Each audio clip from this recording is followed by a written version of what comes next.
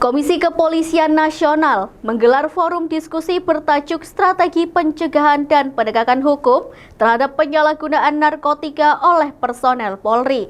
Ketua Harian Kompolnas Arief Wicaksono mengatakan, diskusi berangkat dari penyalahgunaan peredaran narkotika yang diantaranya justru melibatkan polisi.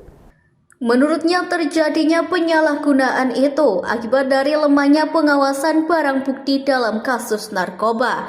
Ia mengatakan apabila barang bukti narkoba dibawa dalam perjalanan jauh untuk dimusnahkan di kota lain, maka akan berpotensi adanya gangguan dari bandar narkoba. Selain itu, berpotensi juga disisihkan oleh oknum personel untuk dijual kembali.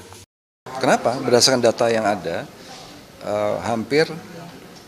bukan hampir 35 sampai 50 orang itu meninggal setiap hari, tapi tanpa terasa.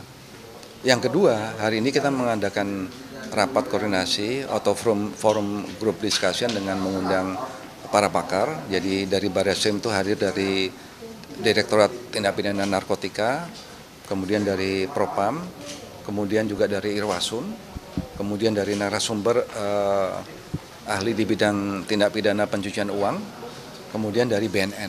Dan ternyata banyak fakta-fakta mengejutkan. Banyak fakta-fakta mengejutkan terhadap penyalahgunaan narkotika ini. Bayangkan barang bukti yang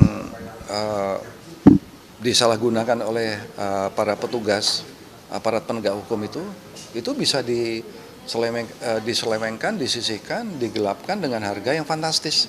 Kita tadi juga dengar ya, 1 kilogram sabu aja bisa dijual sampai 1 miliar sampai 5 miliar.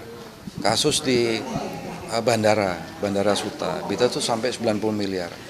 Kasus di Barelang, kasus di Lampung masih masuk dalam jaringan Freddy Pratama. Bandara Lampung dengan di tempat lain. Nah, ini kenapa? Karena kelemahan daripada pengawasan barang bukti.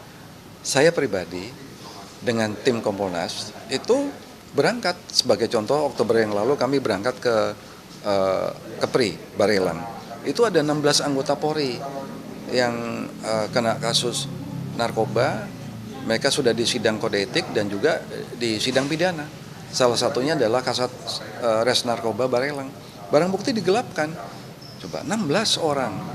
Nah, kemudian kami berangkat ke Kaltara, Nunukan, Tarakan, Bulungan. Di sana ada Kasat Serse Narkoba Nunukan tuh juga kena kasus narkoba ini. Ada 8 orang sana. Nah, kenapa? Karena di daerah-daerah yang agak jauh itu mereka tidak punya insenator dan lapor. Insenator itu alat pemusnah barang bukti. Jadi dengan mereka membawa ke Surabaya kalau dari Tarakan itu, di perjalanan kan pasti akan ada bisa diganggu oleh bandar. Bisa, yang kedua bisa disisihkan barang bukti untuk dijual kembali.